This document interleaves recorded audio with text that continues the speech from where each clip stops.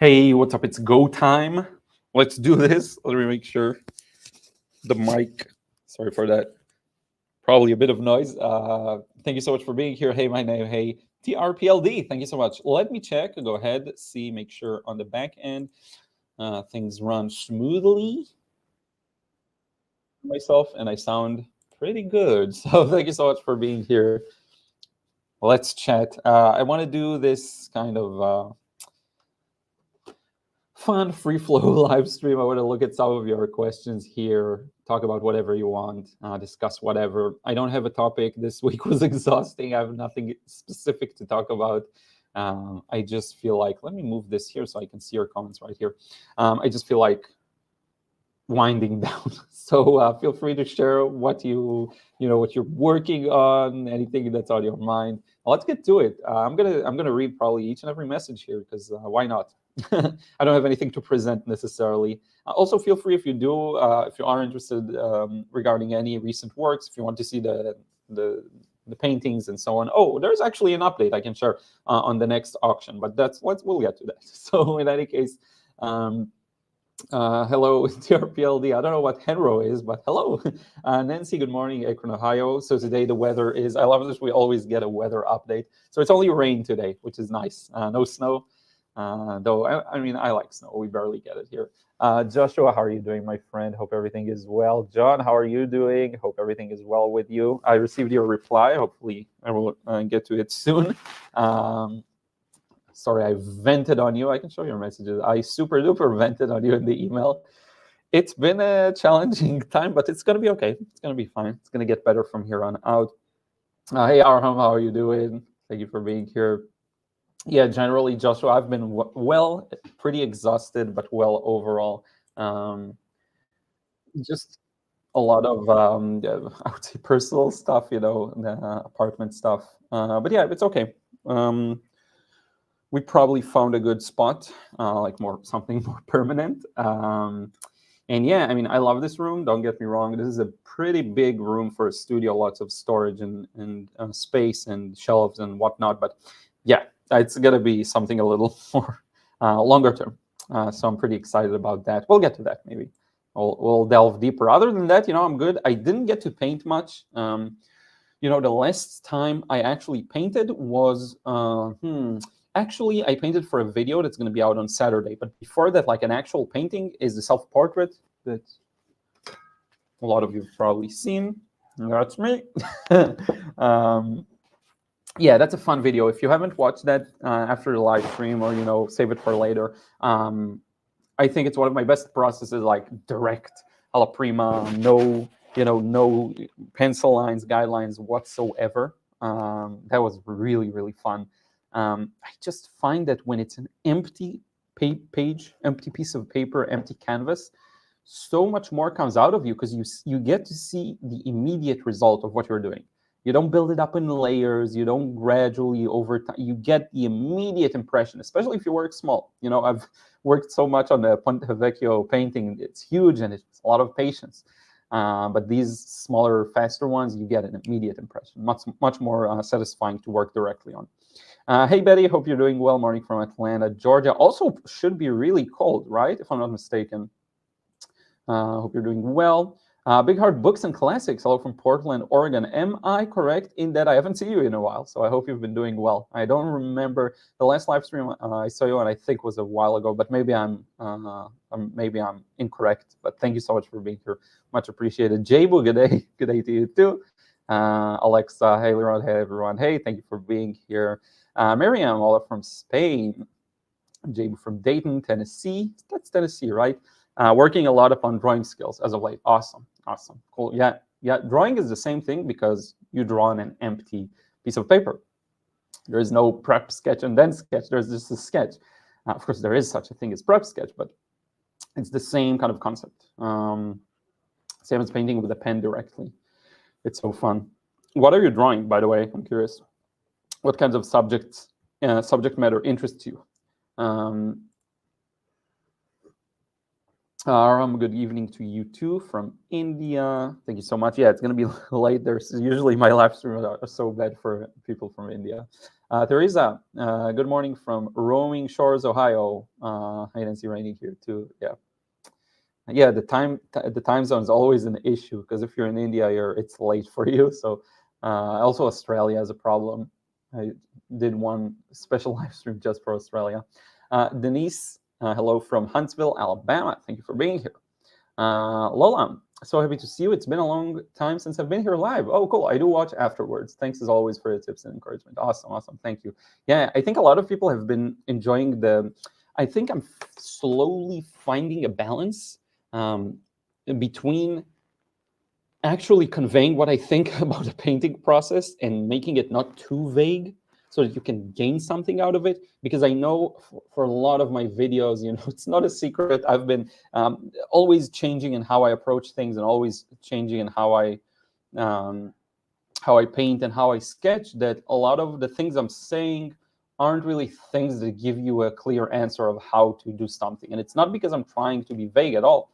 It's just because anything specific I will say will be an inaccuracy, because it's just not really possible to put things in there. I could provide you with a very clear step-by-step template, but at the end of the day, I think that's not what gives people satisfaction. You know what I mean? Even when you do follow tutorials, the satisfaction comes from what you're able to do with it. I don't think it's very satisfying for most people to just follow, step by step. There's something of you in there. I think that's when you really can break through and produce paintings you love. Absolutely. Hey, Jill, hope you're doing well. I love always the frog emoji. Thank you for being here. I always appreciate your support. Really, it means a lot. Thank you, Jay Boo, once again. Traveler, hello, my friend. Finally able to tune into a live stream after a long while. Yeah, a lot of people have been busy, it seems. I always get these dips where people don't come on for a while and then they revisit. It's cool. It's cool. I get it. I'm the same, with podcasts and shows that I watch. Right now, I've been running at maximum speed, maximum capacity. I'm super tired. I don't know if you can tell. So I have not been, it was just mostly work, and then errand stuff to do. Barely any, and I know this, and it's temporary, barely any, though, attention to sport and being in shape. Luckily, I still have some grace from that I did work out just until recently. And like other things, barely any attention to just running at full speed. And barely any attention to shows and stuff that I do enjoy watching on YouTube, Netflix, stuff like that. It's times where sometimes you got to sprint. I get that. Katie, good morning from Alberta, Canada. Awesome. Thank you so much for being here. I saw some views from Alberta in photos. Wow, it's so beautiful. Maria, hello from Luxembourg. It's raining here, no news. Okay, that's cool. Just a weather forecast is enough. No news is good news. Angel, I think it's Angel. Hey, Liron, hope you're doing well. Your channel's been helping me a lot, and I'm highly appreciative of the content you make. Thank you so much. Thank you so much. Yeah, again, I think I'm striking a balance of making my stuff more useful and also still maintaining the integrity of the creative process. Arham, how shall I improve my sketch in perspective? Interesting. I think there's a lot of value in seeing things in real life, really observing them. That's something I always enjoy doing as a kid even. Now, that may not be you. It may be very kind of personality dependent, but whenever I look at something, it's not even a conscious thought. It's just like, why does it look that way? Why is this the color? Why all of this? Usually things like perspective, you'll get a couple of how a couple of things work, but then you'll always be a little scared of the things you're unfamiliar with, of the extreme cases, of the all of these things that are kind of less talked about. And I think honestly, the best way is to actually observe stuff in real life. So I would take this little remote control and I'll really ask myself, like, why does one end of it look larger than the other end, right? Like this, if you compare this length to this length, this looks a little longer. And all these things, that you look at, there's always questions and answers around you that you can ask. And if you can take a sketchbook and just look at something outside, like buildings are classic for this, but even views, and you sketch them with the awareness of why does the thing look like that? Not with an answer, but with a question. I think you'll find that you'll almost make your own solutions. You won't need anyone else to teach you. If you really want to understand something, I think you have to understand it. So yeah, that's what I would say about that. In the more practical sense, I would take a sketchbook and sketch stuff from observation. For example, right now there's a building here. Now, when I look at the line representing the top of the building, I'm really asking myself, is it parallel to the ground, or am I seeing it at a bit of a skewed angle? Am I closer to one edge or over the other? Is there some kind of a weird skewing motion in it? You know, it's things I think about. They really help. I literally adore your low-cost angle easel. How did you make it? Or PLD. Low-cost angle easel. So I'm not sure if you refer to the plein air one. I didn't make it. I actually, I think that's what you referred to, right? I bought an easel by US Art Supply, it's called. And then I kind of made my water cup, made holes in it so I can hang it on there. But sometimes, honestly, on my desk, you'll see I'll just put the roll of tape, and I'll just place some kind of a wooden plank piece of wood on it, and that'll create the angle. You know, that can work too. You don't need anything fancy, really. That's what I find. You know, the more I look for fancier stuff, not necessarily that I want to, but I need something. I need a solution. Like if I really need it, I don't get anything that I don't need fully. I'm super cheapskate. Is that the word when it comes to it? But sometimes I find you can create a solution by yourself that is not only cheaper, forget about that, but it just works perfectly for you. You know, so it really depends on what you need. But sometimes I even have a bunch of palettes. I'll just put a palette, a painting palette that's closed, and put the blank of wood on it, paper on that. And that works, you know. But sometimes for like this kind of solution for recording audio, stuff like that, yes, you need something that you purchase. It makes more sense. Sometimes you'll purchase something. But my plein air easel is US Art Supply. I have a link to it somewhere in the gear page. There should be a link in the description box below. My supplies or my gear, you should find it there. Hey, Maria, hello from Portugal. Thank you for being here. Hopefully I could help a bit. Nancy, hi, Teresa. I'm not familiar with roaming shores. Cool. It's US is so huge.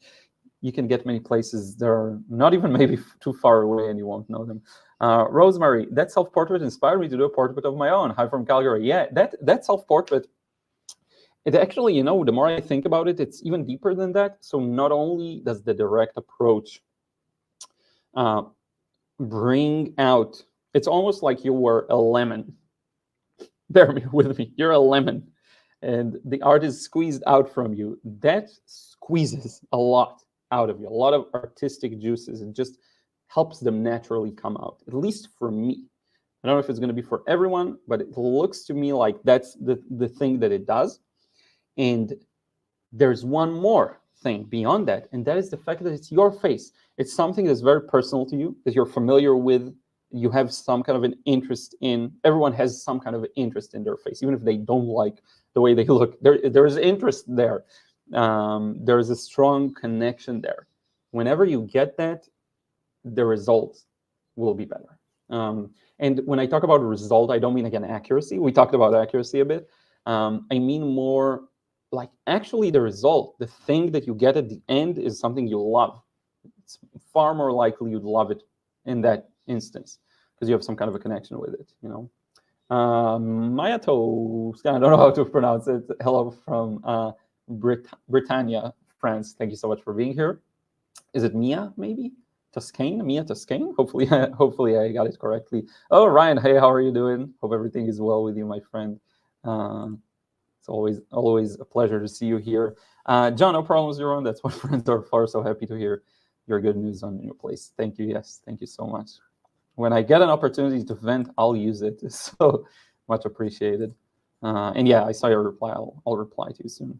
I wish I could draw better on notebooks. What, do you mean like just regular old notebooks? You know, it's so funny. Sometimes just drawing on a different type of surface can bring something out. I remember as a kid, I would just draw on whatever I had. We always had printer paper, basically. But I would draw on newspapers and the sides of my notebooks from school, all of that.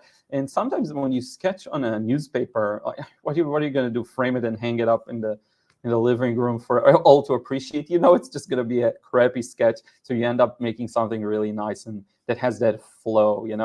Sometimes there's a quality that you can just tell that something was done with a lot of confidence and fully bought into whatever it is the artist was trying to do. And that even supersedes and surpasses the importance of being accurate, or the importance of even making something that is pretty. You know what I mean? There's just something there. I don't know. I love seeing it. You can tell. That's when you can see someone breaking through, and they almost improve exponentially after that. Another name that's a little hard for me to read, Ulasta CM, and the photo says design, so it looks like it's almost like a business channel. Hey, Liron, your videos are very useful to me. I decided to learn drawing 4 times and stopped all 4 times, but your videos helped me find motivation again each time. Yeah, at the end of the day, I always say the same thing. I repeat myself. It's just play. And play really should be fun. And if the play is not fun, it's just not play. And I have improved my ability to have less and less tolerance when something is not fun. I don't remember the last time I really forced myself to paint or to draw or to sketch. If I don't feel like it, I just won't, because I know it'll come. It doesn't matter. It will be the next day. And I have so much things to do, even within the framework of the art business, that is not painting or drawing or sketching, that it's okay. Now, if you make your money purely from your art, like as direct as it gets, you paint and you sell the painting, yeah, it could be a little scarier if you don't paint for a while. But honestly, I do think in the long run, when you try to force yourself to do something, what ends up happening is you postpone the actual natural moment where you would have done it anyway. That's the thing. You would have gotten the motivation at some point. That's almost nature dropping it in on you. And that seeking to do it right now, and I have to perform right now, that never leads to a good performance. Even if it's viewed as performance, it will never be a good performance. The only way it'll be good is if it's viewed as play, pure play. That's why I don't think I fail at all anymore in painting. I don't think it's possible for me to fail. Even if I get something inaccurate, I'll fix it just like that. Now, I may get an undesired result. I may get an inaccurate result. Failure does not happen anymore. I think I can officially say 2024. Oh, it's actually a nice day today, 22nd of February, 2-2, and then another 2. Well, in the US, it's 2, and then another 2, 2024. It's a nice date. So I can say officially, I don't fail anymore. Big hard books and classics, drawing some self-portraits and dogs. Oh, cool. Yeah, that's fun. Dogs are fun, especially if it's your dog. I enjoy drawing and sketching Ruth. Ryan, by the way, this is why I don't use watercolor during my live portrait group every week. It's too much planning, so I just use charcoal because it's quicker and more direct. Yes, and what's funny is one study can very easily, I think Ruth is coming? No, maybe she'll come here later. One type of medium can and will prepare you to tackle it with a different medium 100%, because it's not about a specific medium, it's about what you see in the subject matter, how you see the light and shadow, how you see the focal point, and all of these things go across media. It doesn't matter, which is why I think that's a wonderful idea. And with charcoal, you could just go for it, right? You can put the things in very boldly immediately, or be more planned, but you can really just get started. Less materials, less preparation too. Not that watercolor requires that much preparation, at least to me. I don't feel like it, but it does. Yeah, you need a palette and paper and the surface and the brushes, and you need a bunch of stuff. Yeah, that makes a lot of sense to me. Then you can just paint whatever it is you want later. You can take a picture even and paint it using your own sketch as reference, but also the picture as backup. Aram, visit India someday. You will get lots of aesthetic locations to paint. Yeah, I'm seeing all sorts of nice views. And I'm following the Tin Sing here also on YouTube and on Instagram, and I keep seeing the paintings. It's really beautiful. Also very iconic, I think. A lot of places that are very iconic. Big hard books and classic. I do watercolor, just haven't in a few days. Yeah, that makes sense. That's okay. I haven't sketched in a while, honestly. I don't think I sketched in a long time, just for the purpose of sketching. MC Star, and hello from Inverness, Florida. Cool, never heard of Inverness. Laura, hey, how are you doing? Thank you for being here. Good morning to you too. A-Drinks, hello, I'm new here. Oh, thank you so much for being here then. You're welcome aboard. I'm always happy to see new people. I think the live streams bring, I'm not sure if the live streams bring more new people, or it's just that I learn that they're new people, because I do get comments on videos that say, yeah, it's my first time watching, and yeah, so could be. I'm very grateful to have you here. Thank you so much, and feel free to ask any questions you have, if you want. Sometimes people like to ask questions about, like if you watch the video but you're unsure about something, or concept, feel free to ask about that. Envy's Colorful World, I'm happy to be able to be here. There is a storm coming, and I won't drive to take drum lessons today. Oh, that sucks. Drums sound fun. I don't think I ever sat at a drum set and tried. I don't think I ever had that experience. And that sounds very interesting to me. Piano, of course, I got the opportunity, guitar, but yeah, that sounds really interesting to me. It feels like something I would enjoy doing. Maybe I should give it a try once. Calais Plants, good eve from, it's 10 p.m. here. So if it's PH, is that Philippines? Which means it's 10 p.m. because it won't be 10 p.m. in anywhere in the US. So it's not Philly or something like that. Thank you so much for being here. Marjorie, good morning. All good morning to you too. Troglobit, I love that profile pic. Hi, all, glad I can be here for one of these lives. Yes, thank you so much for being here. Just want to ask, Calais asks, how do you decide when to change the color of a subject? Wherever I try to copy a shadow, it looks too dull, and I see other pros making vibrant shadow colors, but still realistic. Yeah, it's a good question. There's almost like a scale. On the one end, you have the hyper-realistic result. So, and I don't mean the entire painting even, just the color. You get the color perfectly. Look exactly like it does. And then on the other end, you have someone who's going for fully expressive colors. Now, I'm definitely not in either of these ends. I think where I'm at is, and this is fun. This actually relates to this one. The way I approach this is almost without thought. So what I usually do is I'll put a paint to paper and I'll just go with my gut. I'm telling you, there's not much else there. And I just push it in the direction I want, which is why not only I always say you can fix mistakes in watercolor. It's not about mistakes. It's about finding the right thing for you, whatever it is. So when you place paint on paper, you almost first put it there to see it, and only then you push it in the direction you want. Now, sometimes you'll get it right the first time. That's great, but usually that's not what happens. And I have a perfect analogy. I've never thought of it this way, but I think this works well, and this will work well for a lot of people.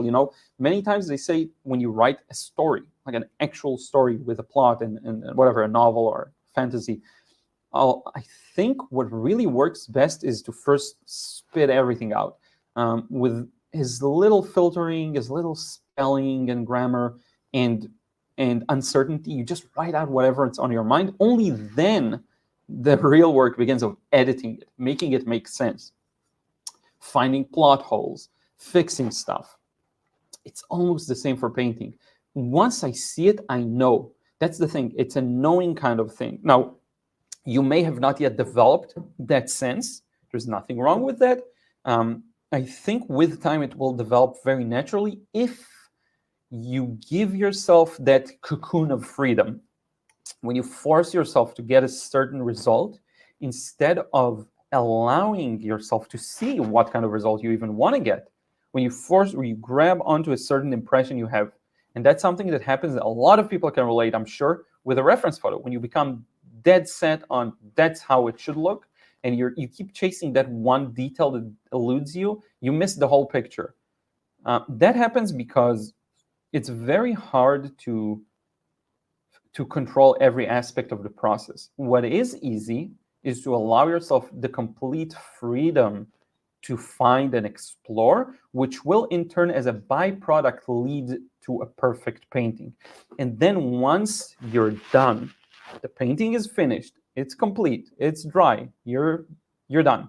Then you can look at it and ask yourself, not like a robot asking themselves, but like actually look at it and ask yourself, what do I like about it? What do I dislike about it? What are the parts that don't really work? It's not a matter of experience even, it's a more matter of taste. What is the thing you dislike about it? What did I do that lead to those things that I dislike about it? And then you start that feedback loop, and it will happen. It will feed into itself, and you will see your results improve. But when you try to control, almost like, again, I gave this example before, a golf swing, right? If you're trying to control the micro movements of a golf swing, where your hips are, where your hands hold the club, the specific pose you're in, and every small step is measured very carefully, you'll never be able to execute a perfect swing.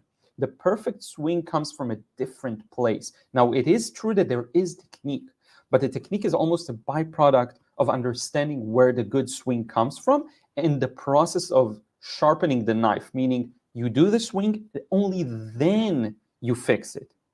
So you write something, only then you edit it. You put the paint on paper, only then you will know if it's that or not. And it's a sense that will develop with time. So it's not really a question of, do I want to change this? Do I want to change that? It really is such a direct process. I cannot even explain to you how instantly it happens. I put something there, don't like it, add to it, like it better, add to it, no, it was better before, add to, and that's constantly what's going on. Now, sometimes I think, oh, okay, this works, and move on, and it didn't work. Because again, it's a sense, it's a taste, it's something that you build towards. But that's how I approach this. That's the only way I know really now to approach this. In the past, I would have more robotic ways. But yeah, now if you just want to, again, told you, two sides of the scale, just getting it photorealistic, this exact same color. And let's say you want to mix this exact violet and you get it right? The question is, what price do you pay with the creativity lost when you follow that kind of process? Or maybe it is the process for you and you really want to build it up to be photorealistic very carefully, step by step. But I would say even in this kind of a process that's very calculated, there is still a lot of, I'm going to place it on paper and see what it looks like. I'm going to place it. And if you enjoy the mixing and you want to mix until it's perfect and only then place it on paper, that's also fine. That's also fine. To me, I find a lot of it comes when I first allow it to come out, and then I look at it, and I'll know if I need to change something. That's a super long answer to your question. Hopefully that makes sense. And hopefully someone else also benefited from it. Hey, Dazzling Action, thank you for being here.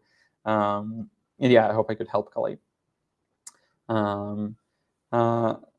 Jackie, let's see, Jackie. I know, you know, some people, I remember usernames from different platforms, so I'll just say it as it's written. Hi, Liron from Augusta, Georgia. I'm really enjoying your art perspective in the videos. Thank you. Thank you so much. You mean the perspective, like mindset, thoughts, and so on? I think, yes. Thank you so much. I'm really, you know, every time I read a comment that says that, it makes me happy. It makes me really, really happy. Because, you know, art is hard for so many people, and it's like the most needlessly type of hard and difficult. It shouldn't be. Marcia, enjoying your chat. I'm in Cumming, Georgia. Oh, cool. We have a bunch of people from Georgia here. Thank you so much for being here. Joshua, what is your favorite size of watercolor paper to paint on? You know, it's funny. My favorite size is contrast. You'll make fun of this answer, but it really is.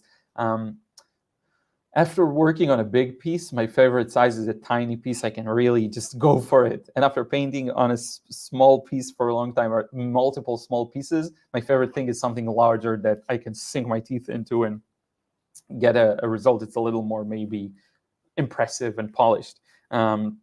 My favorite size is always the contrast. That's the thing I find myself chasing very naturally. So yeah, that's a good answer. I have to admit, I surprised myself. I hope that answers it though, Joshua. January, hello, how are you doing? Thank you for being here.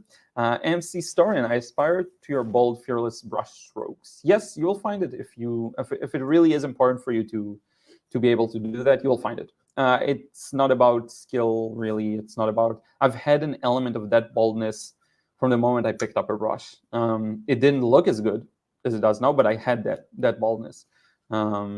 It clicks and ebbs and flows. Like sometimes I'll get it, and then for a while I'll lose it. But now I don't think I'll ever really lose it. I'm at a point where I just found it. I know how to access it. It'll just be there as a tool for me to use whenever I want, which makes me very happy. Melanie, hello, Liron. So good to see you. Thank you for sharing your wonderful gift. Thank you so much.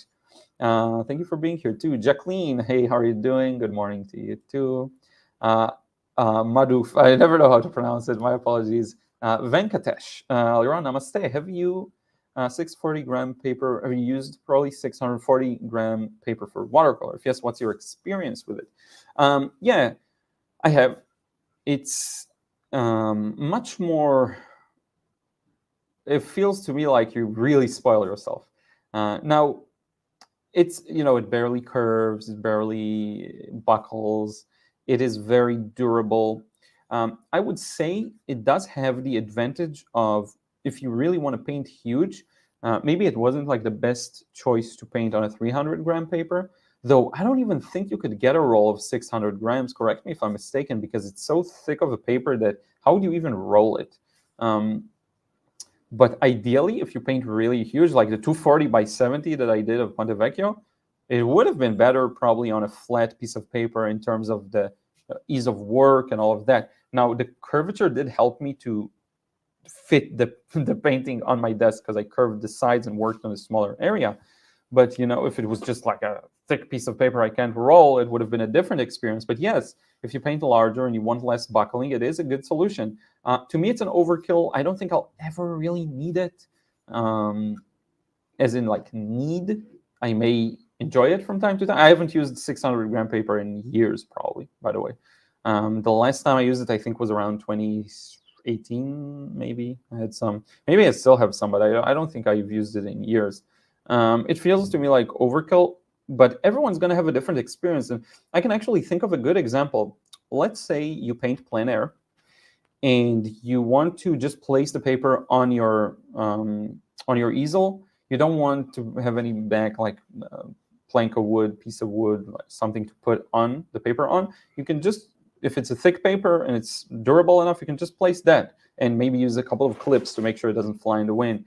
But that could be a very practical solution. Maybe you want to really go watery when you work plein air, and you want your paper to stay as flat as possible to make it easier because it's not the studio. You don't have the same ease. I can think of some cases where it would be useful, but honestly, not really necessary. For me, I never found it really necessary. Now, there could be some other practical implications I'm not thinking of. If you paint something that really needs to be flat, I don't know why you would have to have it flat, because most watercolors are framed anyway, but I don't know, maybe it's going to be used for something else, and you don't want even minimal buckling, because understand, most of my paintings, the buckling is minimal. Like, you can see it here. If I'll hold it to the light, I don't know what angle to put it in, but like this. See, there's a bit of buckling. I wanted you to see the light and shadow on it, but whatever. There's a bit of buckling, but it's so minimal. I mean, who cares, It's so minimal. That's how it usually dries. I'll use, once it dries like 70%, 80%, I'll use a hair dryer on both sides. Because when you use this side, it's gonna curve this way. Then you flip it around, and it's gonna curve back the other way. But it's so minimal.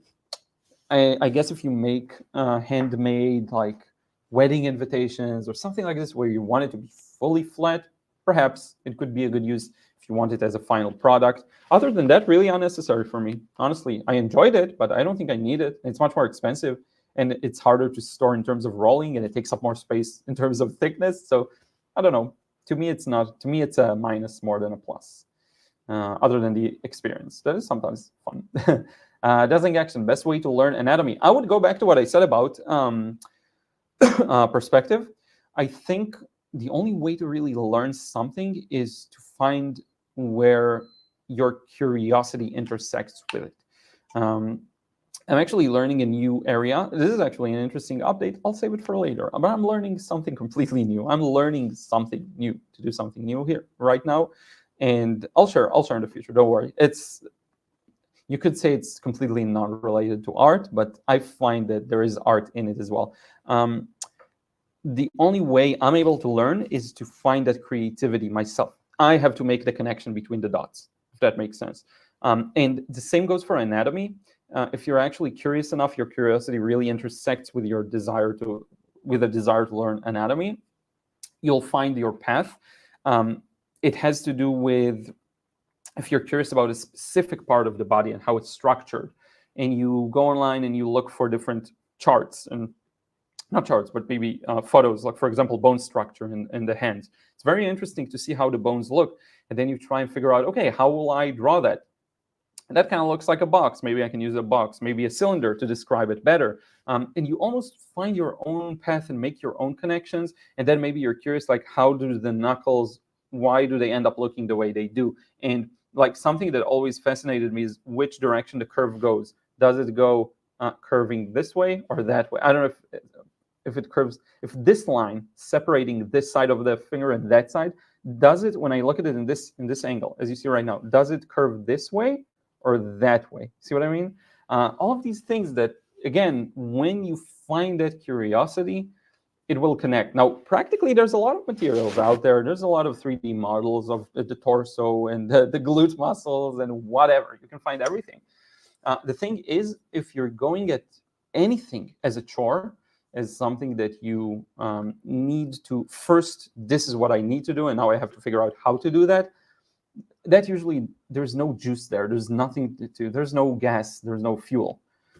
The thing that really provides the fuel is if you can find the thing that you care about there. Within that area, that entire thing that interests you, how do you make your own connection? What you will find, for example, let's say you're interested in drawing arms, like arms doing muscly poses. This is an example.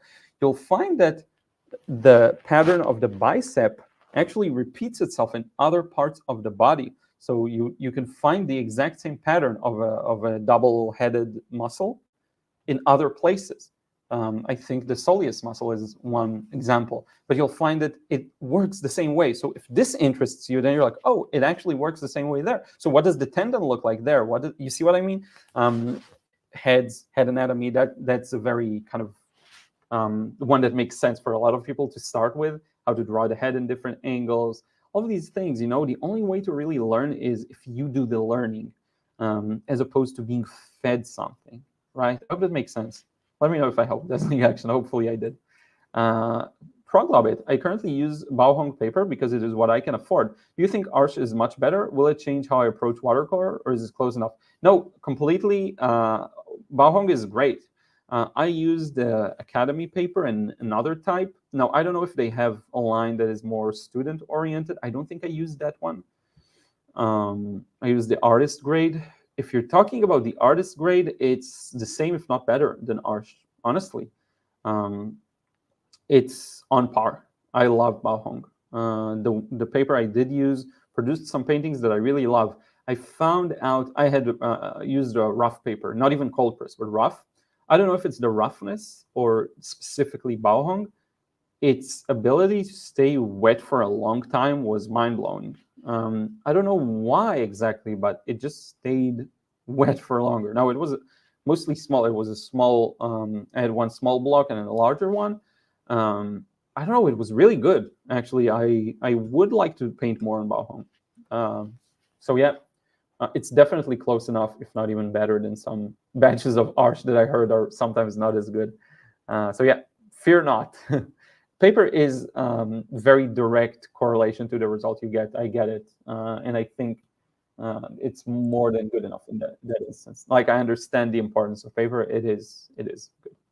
Ulas Tessio, I'll try. I'll get it at some point. I started drawing again at the end of January, and between August 15th and 20th, I will also take a 2-stage applied drawing exam from a university. Oh, cool. So what does that lead to? I've never gone through any formal art education. Is that like a... I was thirsty. Applied drawing exam. So what does that mean? Like, what kind of a degree or major? What is that? I'm curious. There's a lot of colleges here that you learn design, concept design, stuff like that. I'm really just now learning how the scene works here, and I'm less familiar with universities and stuff. So let me know.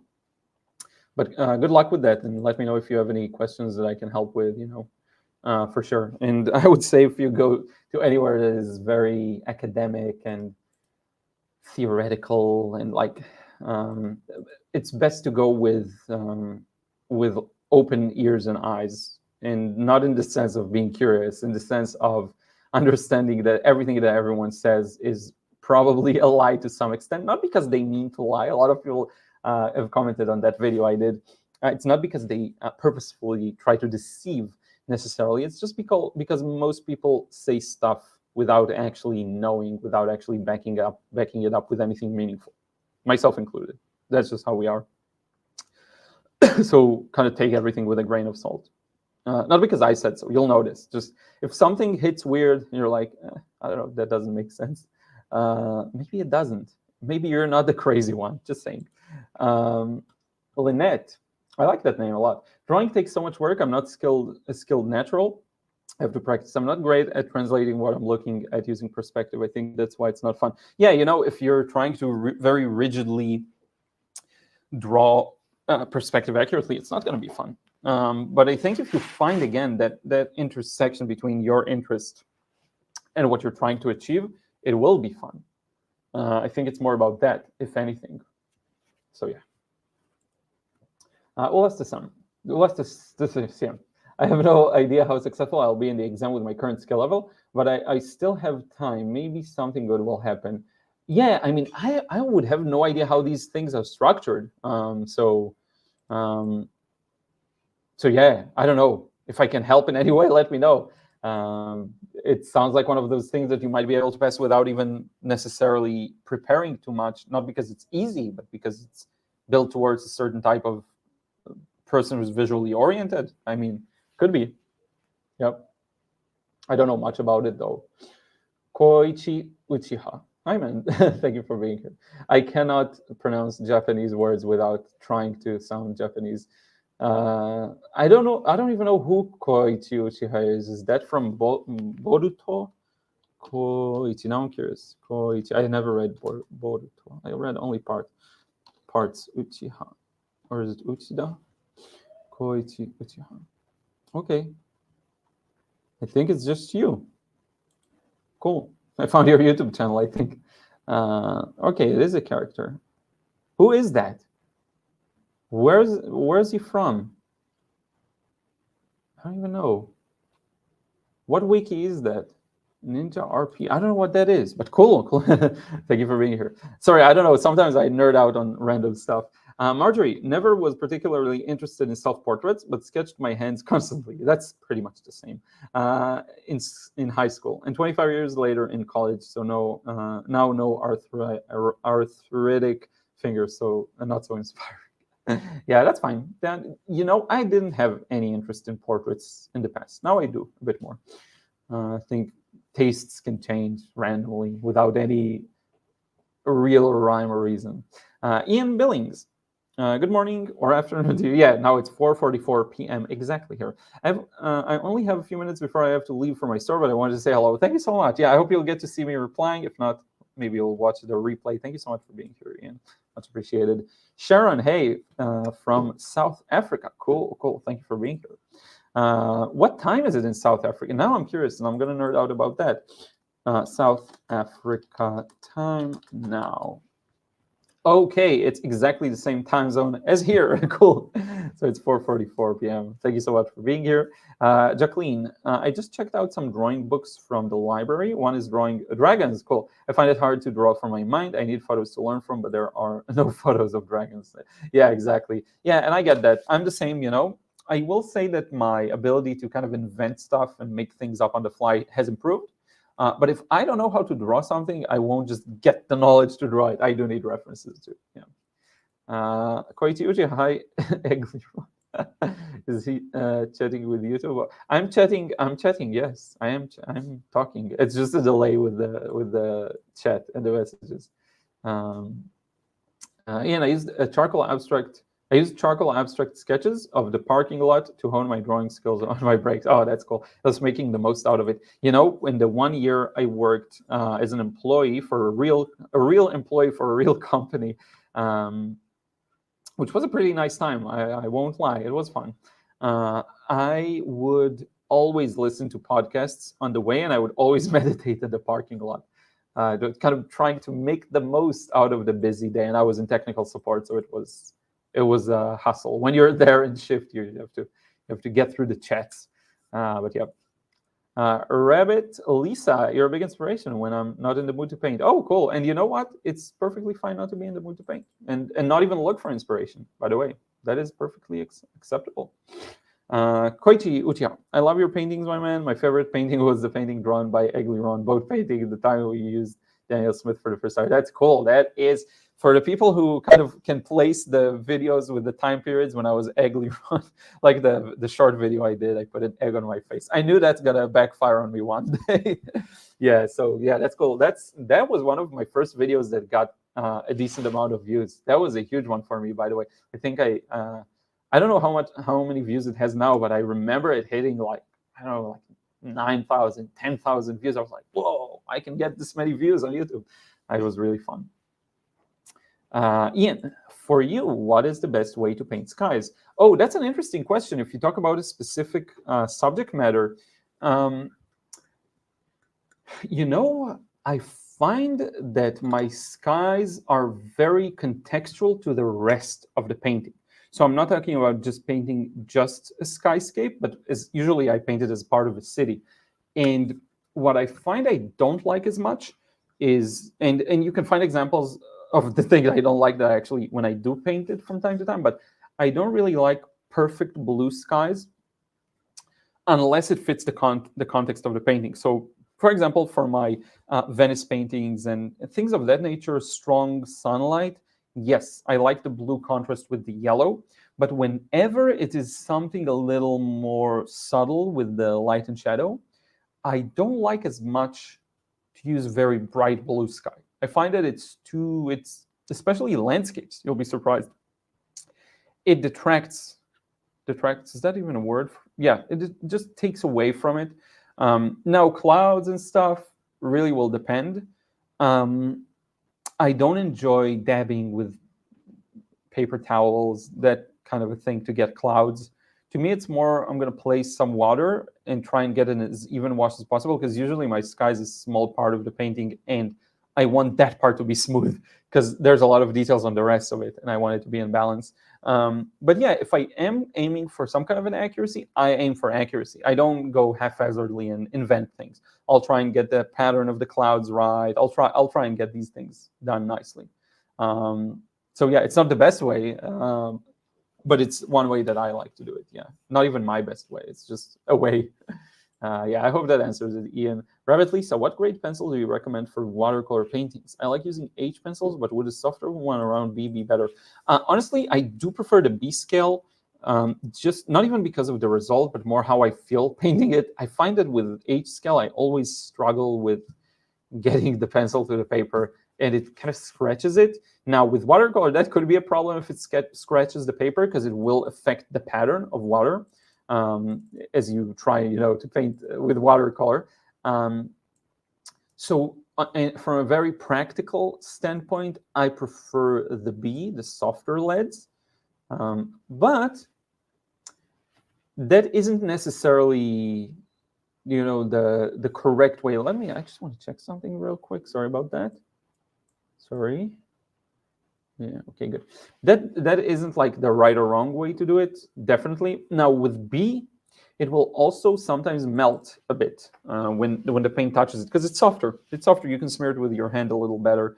So I would prefer the B, but I think it is so personal. It is so much a matter of personal taste. There are a lot of watercolorists that use H pencils, from at least from the way the pencil looks, I would guess it's an H, and it looks wonderful, and I love it. So really personal. For me, it's B. Just that's my natural kind of inclination. I like to not use a lot of force with the pencil on paper, and the B lead allows me to just glide it over the paper and get, you know, the line that is strong enough, pretty much. Mew Mew Heart, hello again. Have you tried the technique where they use rock salt to create patterns on watercolor on the paper surface? Yeah, I'm not a big user of salt and all sorts of different materials to get different effects. I think I just haven't found the way it kind of gets me to the result I like. I don't have anything against it. I just never really found a way to use it. Now, there is a little example out there of me using a bit of salt, I think. It's in a demo in the Frustration-Free Watercolor course. And a lot of people have that course. So you remember my bonus demo? There's a bonus there where I did a live stream for our local Facebook community. It's in Hebrew.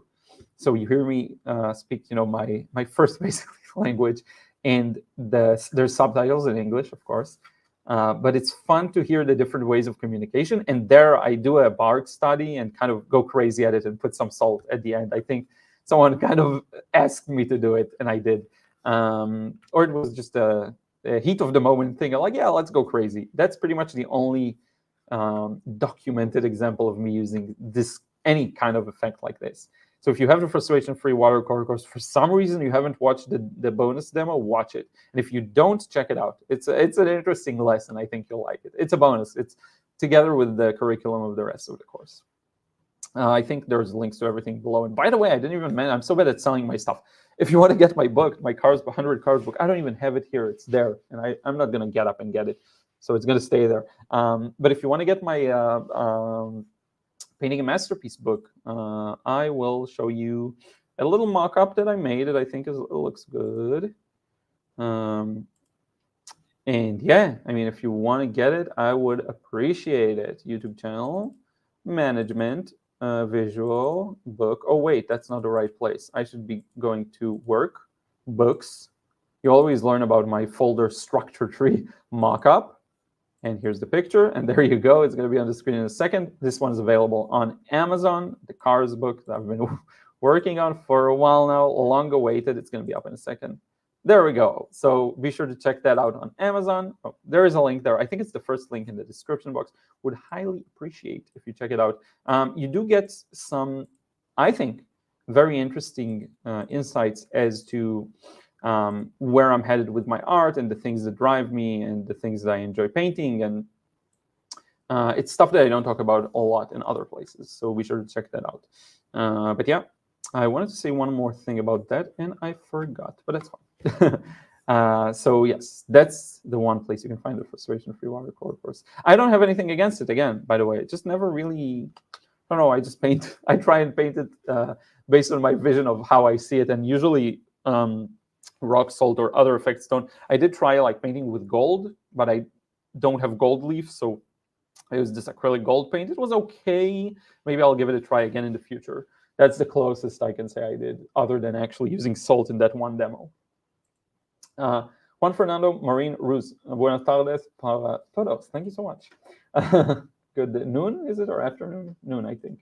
To you too. My name, had a rough day at work. Thank you, Liron, for this live stream. It feels good to be able to listen to you talk. Yeah. Hopefully I can kind of help someone who's not having a good day. Maybe if I can give you some encouragement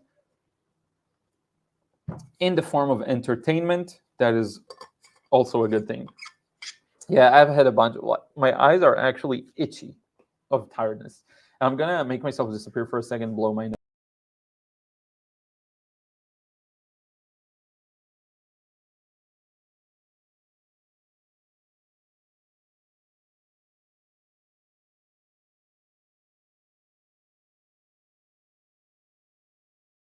The sound is bad enough. So seeing it visually is not really excited about. There we go. Sorry you had a rough day, and hopefully the next one is better. Yeah, that happens. Sorry to hear. Koichi, man, you should try Indian watercolor. Camel Artist is so good for under $10. Yeah, I heard a lot of good things about it. I don't even know if I can get them anywhere close. If I can get them on Amazon, I don't know. Maybe I'll try and get them. Let's see here. Camel watercolor. I have so many tubes that, sorry for yawning. Yeah, I can actually get a set of 24 shades for 12 USD. Okay, that's not too bad. Maybe I'll order one just for fun. But I have so many watercolors. Usually if I don't need something, I don't buy it. But yeah, you say they're good quality. If they're good quality, then sure, yeah, I'll give it a try. I do want to get more cobalt blues or substitutes of cobalt. So maybe I'll get that. So I actually need it for something specific. Giselle, good morning from California. Keep doing your videos. I'll learn so much. Thank you so much. I'm very happy to hear. MB's Colorful World. I feel like I'm stuck with my old problem of overworking everything I paint. How do I know or feel when to stop? Yeah, it's a good question. I think, if you're already aware of this, I would be curious to see what you mean when you say that you overwork them. Okay, so if you set them aside and you look at an old painting, maybe you did like a month ago or a couple of weeks ago, do you feel the same? Do you feel they're overworked? Because sometimes it can feel like that upon completion, but then after a while, it looks good. And I do wonder what you mean by overworked, because it can go so many ways. It's a vague term still, unfortunately. But yeah, I would have to see it to kind of understand exactly what you mean. I think if you really want to find out the cause for it, then I would grab like an older one, really ask myself, what do I dislike about it? Is the color, is it overall washed out and too gray? Is it, because that can be solved by mixing less, right? Not mixing as many colors simultaneously, just a yellow and a red and a blue, that's it. Is it, is the paper's texture destroyed because you constantly rework it? Maybe you need better paper. Did you go too dark on everything and it's now a big mess? So maybe you need to have a lighter touch. It can go a lot of ways. I would really analyze it. I'm perfectly fine with all of this analysis when I'm not painting.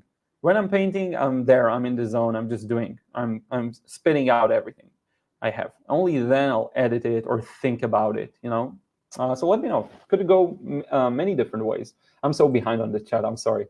Ryan T. Liron, what I meant to say in my last comment is that I use charcoal, but I should try our direct watercolor techniques because it makes it more manageable rather than doing sketch first. I see what you mean. Yeah, that makes sense.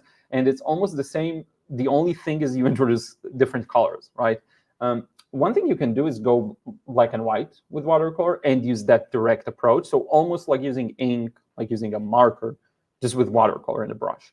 That could be a solution that, is watercolor, doesn't require too much preparation. And then it slowly introduce paint the more comfortable you feel. Or you can just go directly for paint if you enjoy it. I'm the last person to tell you, start step by step. Don't go for something too difficult. I mean, who cares? Go for whatever you want, Paula, hi from Wisconsin. I enjoy watching you do the direct painting. It inspires me to be more spontaneous and use my color intuition and experiment. Yes. Doing a self-portrait today after Liron example. Cool. Yeah, let me know how it went. Calais, I got everything. So glad for your answer. I'm actually trying to break out from copying references and to be creative. So your words are really reassuring. Yeah. It's just, if you get so used to just copying from tutorials, at some point you will forget that you're copying and you just think that's how you paint.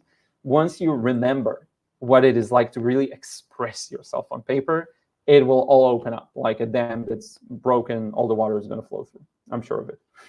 JLS, hi from Minnesota, USA. Thank you for being here. Jan, hello, nice to see you here in live. Watercolor pastels and charcoal with some graphite pen is fun. Just begin with water-based oil. Cool. Yeah, that's a lot of stuff I have never tried. Actually, I haven't even tried charcoal or graphite. I think maybe once at an art store experimenting. I don't have any. I never really tried using it consistently, so it could be fun to use. Rabbits, Rabbit Lisa, is there anything I can do to save expired paper? I stored my Saunders water for wrong, and now water behaves weird on it. Yeah, that doesn't necessarily have to do with how you stored it. Some papers seem to just expire. That happened to me. And sometimes it sucks because the entire painting is fine, and just the edge that was, I don't know, more exposed to dust or to light or whatever was destroyed for some reason. It doesn't receive paint the same way. Honestly, I have one painting that I absolutely love that I've had that happen in, and I don't care because the painting still looks good. But I know what you mean. It can be really frustrating. I think I have the painting here. Show you? No, I don't. Maybe I'll show it a different time. Its entire side is like eaten. I know exactly what you mean. It happened to me actually with Arch paper, too. I don't, I'm not sure it happened with Saunders Waterford. I'm sure it happened with Arch. It's expired. You can use it as test paper, or you can just say, I don't care, and just work with it and see if you can still produce cool results. At the end of the day, the painting is going to be what you'll make it, But yeah, unfortunately, if it's expired, that's the result you kind of stuck with. I don't think you can reawaken it. If anyone knows of a way, let us know in the chat. Ian, I paint on 356-gram paper. I do first wash with a wetted bag, fully dry. Then you can add as many layers as you want without buckling. Interesting. Yeah, even when I paint in parts, I still get a relatively flat piece of paper that at least that I'm okay with. But yeah, I've heard of people that do that. It's almost like stretching in a way. You just get the entire paper wet. People use like a perspex type of surface or plastic or even glass types of surfaces to have the paper stretch over more freely. That can help as well. I never tried it though, so I don't know. But from what I've seen, even what do you call this material? That material they make pallets from, I forgot. It's not glass. What is the word for it? I can't believe I forgot it. It's I know how to say it in Hebrew. Let me check. I'm such an idiot sometimes.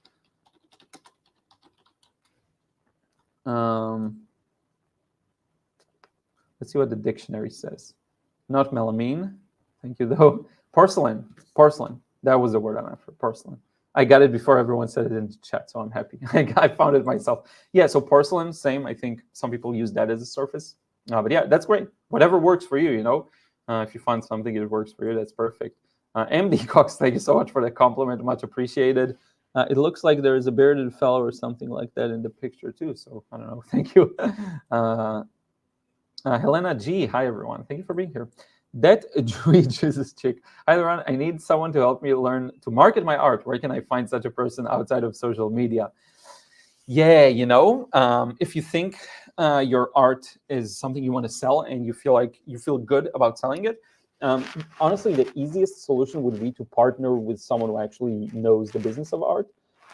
I'm definitely not that person. So I've been selling through this auction house here in Israel, and the person running it, she's incredible in this stuff, and she's really good at it. She's really good at selling and what's the word for it? Like really, not building. It's like building, but creating really an audience of collectors and people who are invested in art as an investment.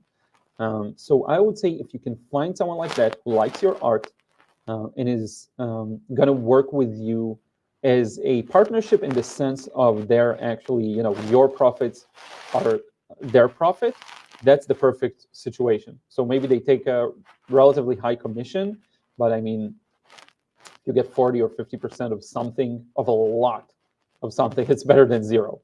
And you don't have to work. All you have to do is create. Now, the work is finding that person. Usually every place, if you're in a decent sized city or close to a decently sized city, you will find these people.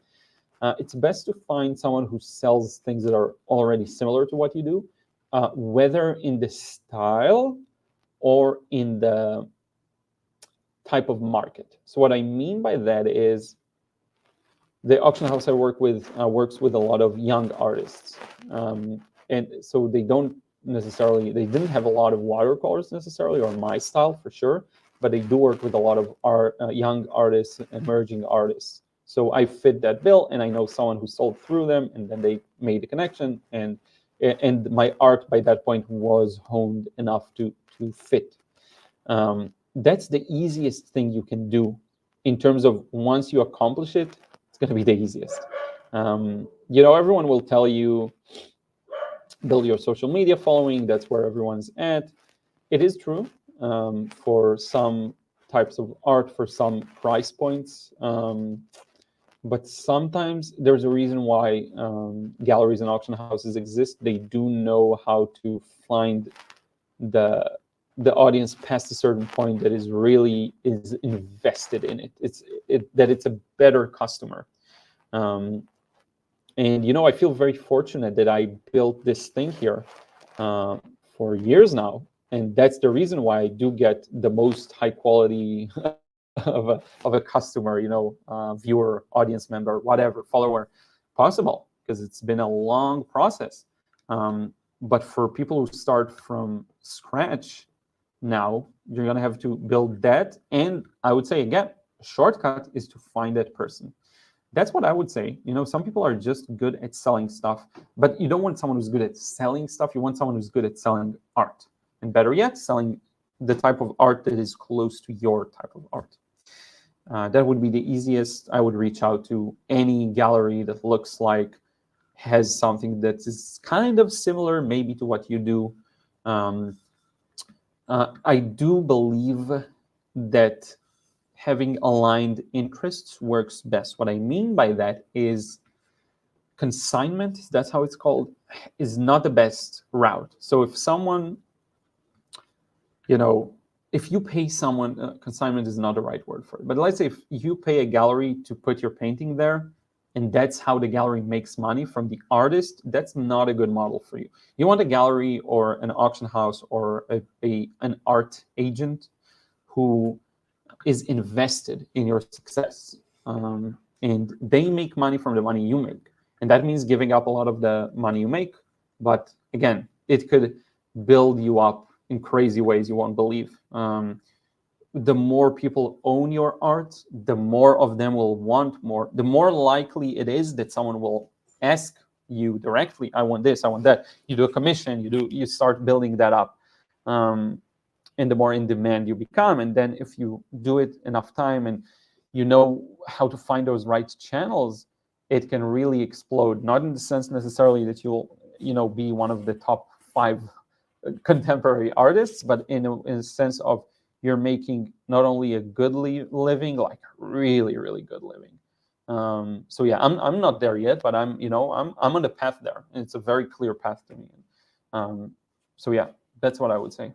Now, personally, my goal is for anyone who owns a painting of mine to always feel not only they love the painting, but also they feel like it's a good investment. That's kind of my secret thing that I enjoy, because the prices hopefully always will go up. The value, of course, the value of the person appreciating the art is the most satisfying to me. But other than that, I want the person to feel confident they can also decide to sell it on the secondary market and actually get a good price for it.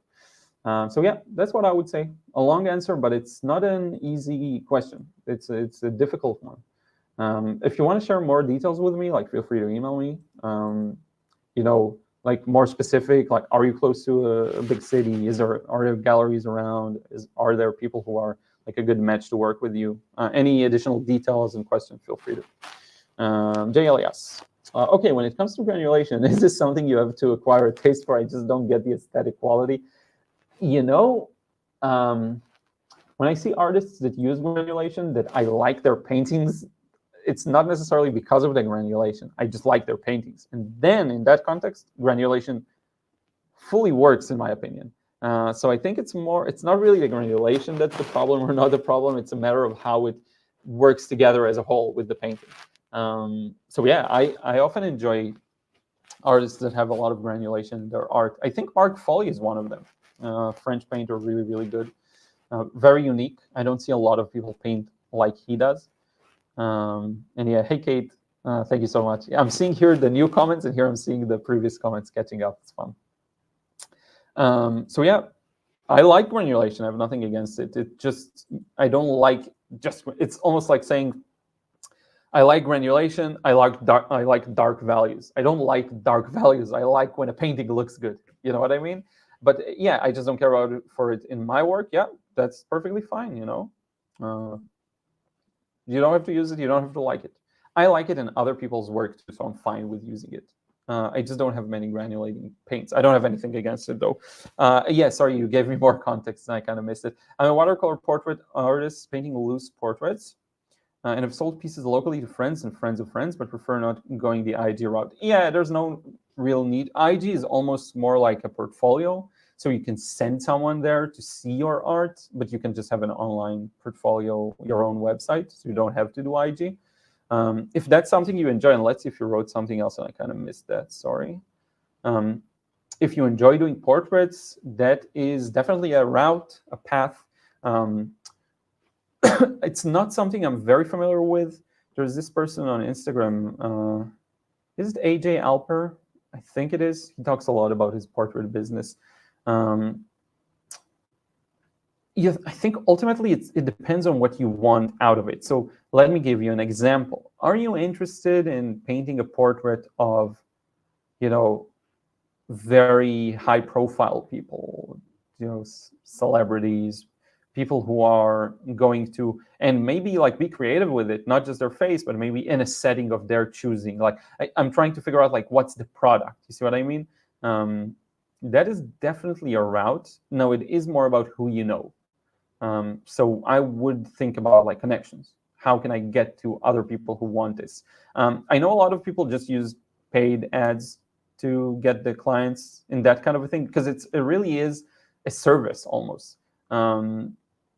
The art is a service. You provide a final product. It's very clear. It's a portrait. It could be a gift. It could be, you know, whatever. It's usually not necessarily like a collection piece, but it's more like a service. And that doesn't mean that you can get paid for it a lot, even more than what others would say is fine art for collectors. It can be very lucrative. So yeah, I think that's the question. Like, where do you want to take it? Do you want to spend more time painting like 3 portraits a year and getting to those high-end people that can sustain you for this little paintings? Are you just interested to, you know, paint as many portraits as you can? Who's kind of, and you have to be as selfish as possible. Like really think what you would enjoy, what types of you know, what types of people you enjoy, what types of settings you like painting. Think about all of these things as selfish as you can be, and then try and figure out like who is the audience for that. Now, I did go the IG and YouTube and all of that route, but it's not for everyone. It's okay if not. You'll know who to advertise to, though, if you know exactly where you want to go, right? And that is something that works, you know, with paid advertisement. You can portrait artists doing whatever, you know. It's not, again, it's not a field I'm very field calling it like it's science. It's not a field I'm very familiar with experientially myself. So that's kind of the best insight I can provide, I think. Yeah, I hope that was helpful. Jay, also, is there a way to tell the front side of the paper if both sides feel like the same? Archer Fabiano feels similar on both sides. If using smaller pieces, the logo is not present. Let me tell you something. Even when the logo is there, I still to this day don't know what the right side is. Is it the part of the where the logo is beveled upwards or dented inward? I don't know. I'm not kidding. Yes, the writing is there too. Like the paper says Saunders Waterford, so it may be mirrored if you're on the wrong side. But very often that wrong side feels like the right side to me. So beats me. I honestly, if I have just a, you know, a random, I have the perfect example. Here it is. Here's from the video I did. There's a random piece of paper. Now, it's hard to see, but this says, right, Saunders Waterford. I don't think I'll be able to show it. There we go. Okay, yeah, Saunders Waterford. Now, it is currently mirrored, which means I painted on the correct side, I guess. Yes, okay, so this is the correct side. I can look, if I don't have the text even, I'll be like,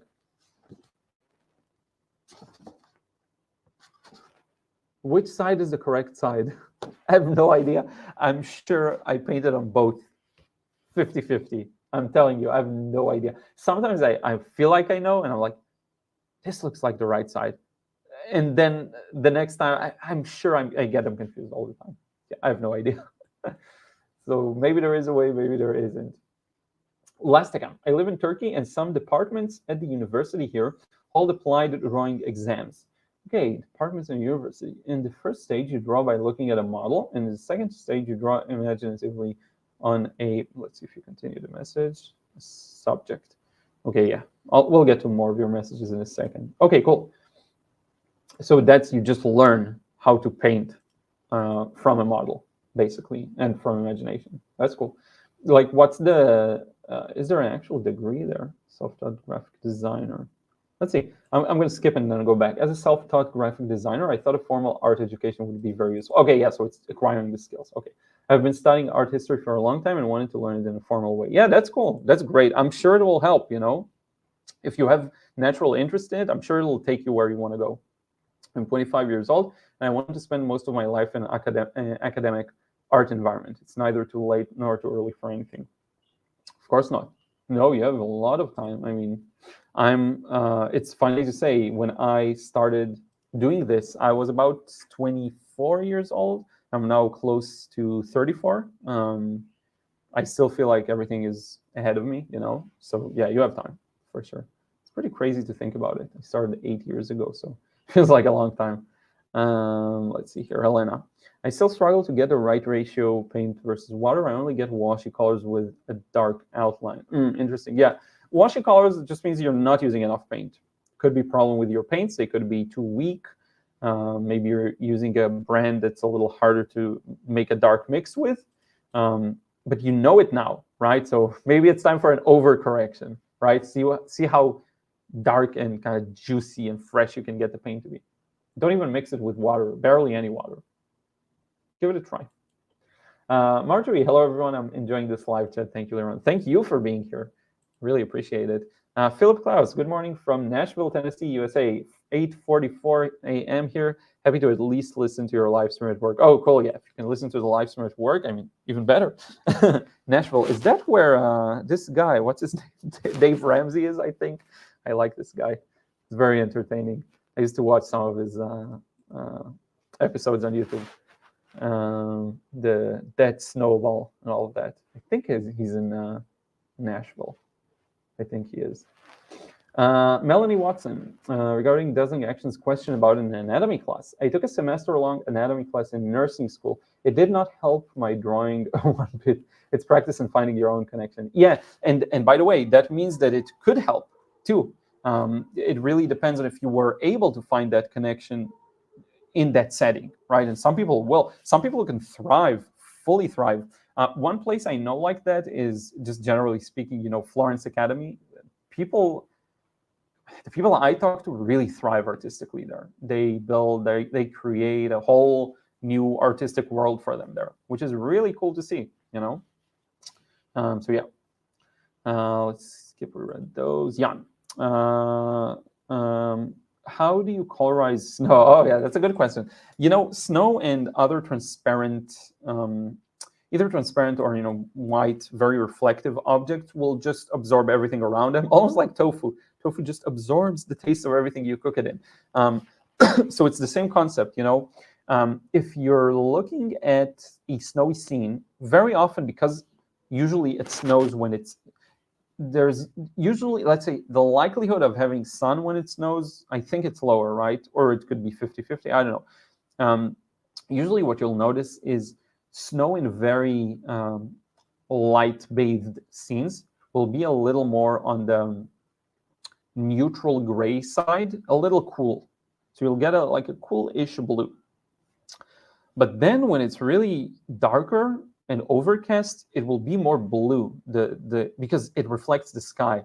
So when it's overcast, the sky is a dark blue. You can see it on the snow. When it's very sunny and the sun adds warmth, it will usually be a little more of a subtle blue, unless some specific instances where, I think it depends on how you take the picture, so to speak, against the light, with the light, you'll end up seeing very blue shadows as well.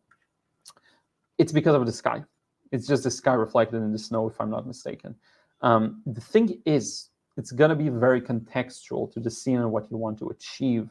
So snow can be very gray. It can even be warm sometimes. More of a rare occasion, but it can happen. So I would say the first step is to observe. Look at the thing you're painting. If you're doing it plein air, I'm even more jealous. But if you're working from a photo, look at it. Observe it from up close. Look at what color the snow is, where it does have color, where it's not white, where it's not hit directly by the sun. The sun. What color is that? Right? Try and see it. Now you can use a lot of software. You can just isolate it with your finger. Look at just a small spot, and you'll figure it out. You'll see what color it is. I think it's more to do with, like, are you willing to express how you see it? Not just stick to one stale, boring blue, but actually the whole breadth of colors that are visible in the scene. Now, snow could take up a lot of different colors. If there's like a big red sign next to it, it could reflect that too. So it's one of those things, when you're able to see them, you'll be able to translate them into your painting, I think. So yeah, that's kind of what I'm thinking about. Alexa, frustration-free watercolor course was such a game changer for me. Before it, I was just playing with watercolor, but after the course, I could finally stretch my watercolor wings. Cool, best course ever. Thank you so much. And just playing with watercolor is fine too. I think you're now playing with them too, but just in a different way. Hopefully with indeed more freedom. And yeah, that is awesome. Thank you so much for getting it. Thank you for the kind words. Much, much appreciated. By the way, someone just got it, so thank you so much. If it was you, I don't see the name that I see here in the chat, but thank you so much. Janzar joined late due to a painting deadline. Hope you're doing well. That's the best deadline you can get. So yeah, very happy for you. Hope you're doing well too. Daiji, hey, I'm late, but I'm here. I hope you and everyone here are doing well. Thank you so much, my friend. Hope you're doing well too. Jacqueline, what projector did you use to sketch your large painting? The one I have isn't bright enough. I really don't want to spend a lot. Yeah, so I was really lucky. I had a built-in projector in my Sony Handycam. So my actual camera I used for all of my videos for the first 3, 4, maybe even 5 years on YouTube. 4 years, I think. After 4 years, I upgraded to a Panasonic camera. So that camera had a built-in projector. Now, it's not super bright at all. What I did was close all the blinds in the room.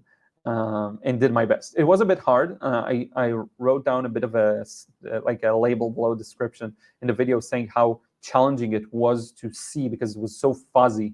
The picture, the image projected was very fuzzy and also not very bright. I just closed all the windows as much as I could. That's how I did it. Now, the closer you can get it to the piece of paper, the better it's going to look. I needed the distance because it's a huge piece of paper. If you're going to paint something smaller, I think you could do with a much smaller distance, and then it should be easier. But it really will depend on the projector. Now, projectors aren't supposed to be that expensive as far as I know. I just got lucky and had it in my camera. Honestly, if I hadn't had it in my Handycam, I would probably just use a grid or something like that. I wouldn't buy a projector for that painting. I just know I can say honestly, I wouldn't buy a projector just for this.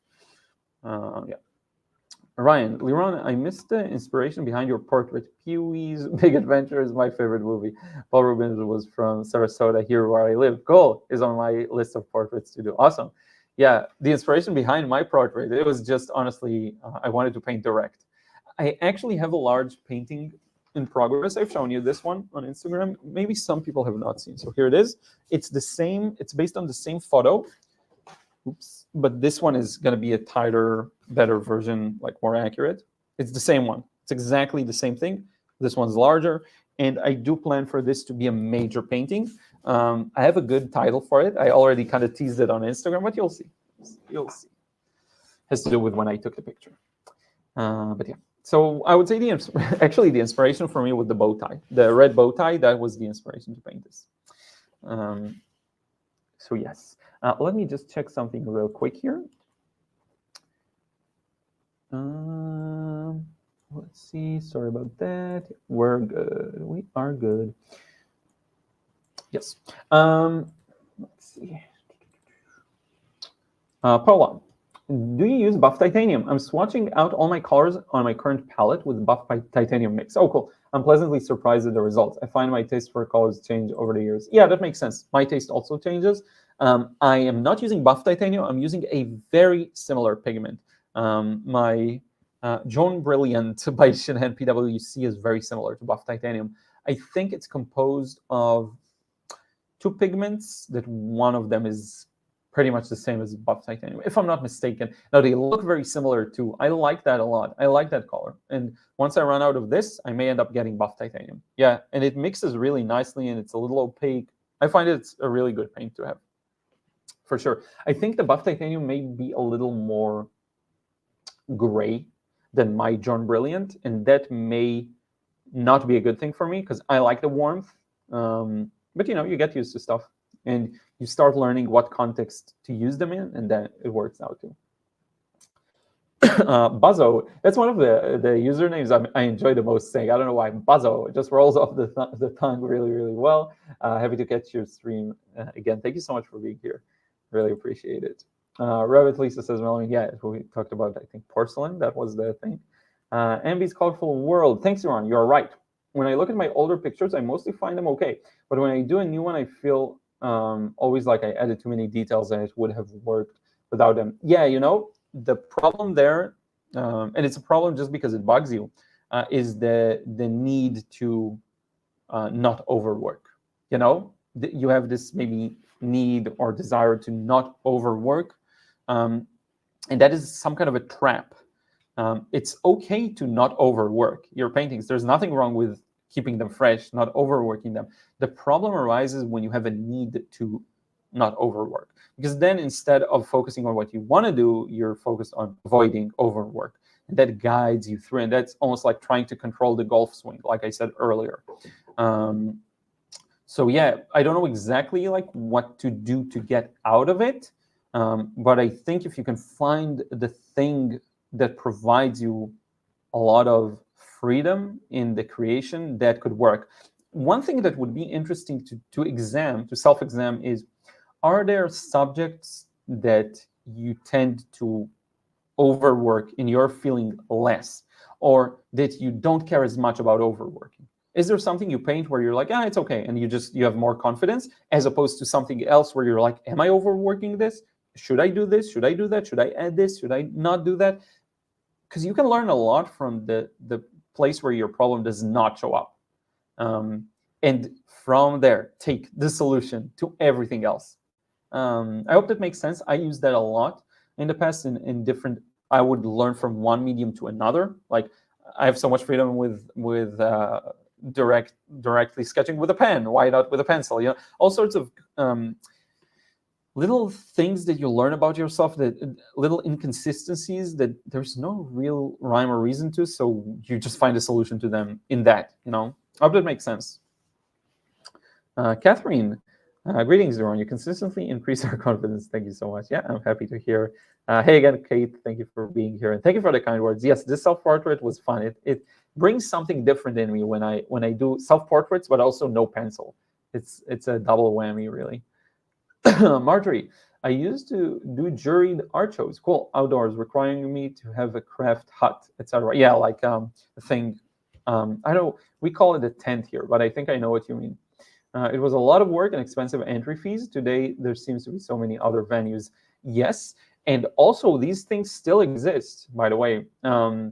You get all sorts of conventions, and there's like a Dragon Con. There's a convention named after dragons. There's all sorts of conventions of comics and movies and genre and manga and video games too, where people still do that, and I think there's something special to that experience that you just cannot recreate in other avenues that are not face-to-face, that are not physical. And I think there's always some demand for that adventure. It's just more fun. It's just a better experience. It's very practical to browse things online, but something special about that experience for sure. Dazzling Action, ever drawn sci-fi spaceships before? I'm sure I sketched some, even as a kid. But even now, as an adult, I believe I have. Give me a second. I need to turn on I gotta heat the water. You can actually hear me because I have my mic on, my live mic. So you can hear me talk as I move away from the camera. That's a good advantage. But yeah, in any case, as a kid, for sure I did it. I'm actually curious to see if it was good audio as I walked away. Yeah, that's fine. That was same quality from afar. So yeah, as a kid and also as an adult, I'm pretty sure I don't think watercolor, but sketching for sure, and drawing. Maybe I'll look for it if I can find it. Paula, before I cut my paper, I put all X's in the right bottom of the side so I can read the watermark correctly. I'm not sure what that may be a typo for each section based on size I'm cutting the paper. So you put an X in the right bottom. Oh, okay, yeah, that makes sense. Okay, got it. Yeah, so you know what. Interesting. I never even thought of doing that, but that's a really simple solution that works. That's cool. That's cool. I never even thought of doing that. Yeah, I think I was like, yeah, whatever. If it's the right side, it's the right side. If it's not, it's not. And it worked out for me. But maybe I got lucky, and maybe it can be to the detriment of the painting, and I just am unaware of it. Sometimes I'm so I just do things without too much. Like I used to have a time where I wouldn't switch the brush to a larger one. I'm working a big area. I'm still working with a small brush just because I'm too lazy to switch them. That's a good solution. I may give it a go. I just don't know. The side where the watermark reads and is not mirrored, sometimes it doesn't look like the right side for me. So I don't know, but it's a great idea. Akshata, can I want to request you draw some India popular park like a Gate of India and many heritage here? I mean, yeah, sure. That looks fun. Let's see. Gate of India, is that a place? Like, is that a thing? Actually, let's see. Gate of India. Okay. Gateway of India. Oh, that's cool. Sure. Yeah, I can give it a go. That looks really nice with the water around it. Yeah, I'll leave the tab open. I'll add it to my paint list. Or to draw, either way. I think I'll kind of do it even for my own before I'll do it for a tutorial. Sometimes I like to explore a subject before I film. Paula, for each section, you have a sense. Sorry, we read that. And another Paula, I've been watching you about 8 years, and you have grown leaps and bounds as an artist. I've grown by hops and skips and been retired now 3 years. Now I'm growing faster with daily practice. Yeah, awesome. And I would say it's not even necessarily the daily practice, that it being daily, it's more of the immersion. It is almost always about the quality rather than the quantity. And I think you've hit the quality now. So yeah, I'm very happy to hear, and thank you so much. And I really appreciate you being here for so long. That means a lot, so thank you. Lorena Del Sur. Hi, how are you doing? Hope you're doing well. Love your profile pic as always. I felt I got the kind of itch to watch some Attack on Titan scenes yesterday, and then I promptly, it was like a thought, and then like back to work. I didn't even open a tab on YouTube to watch one. I was just like, yeah, that would be fun. Anyway, get back to editing, but I should. I'm gonna treat myself. I have a scene I want to watch. I'm typing down in the search bar best Hanji scene. So if you watch Attack on Titan, you know what it is. Muskan, hello. I stopped making art for a month. Now feel like I can't make art anymore, and I forgot all my progress and hard work skills. Help. How can I make myself confident all over again? You know, that's exactly it. The need for confidence. That is a problem. The need to see progress. That is also, measuring progress is a form of anxiety. There's nothing wrong with that. I just don't think that's the thing that is fun about art. So I would say if you can find the thing that, and you can see it in the things that you did paint, if you can find the thing that you really enjoy just doing for yourself within that, because you know art is supposed to be for ourselves, it ends up being a lot of other things that are unnecessary, a lot of other stresses that are unnecessary. If you can find that connection of what you actually very selfishly for yourself want to create, it will ignite the spark immediately. Is there something you're curious about sketching or painting or whatever? Artists are an interesting bunch. You can feel very inspired to sketch with pen and pencil, but impossible to paint, can't paint, or vice versa even.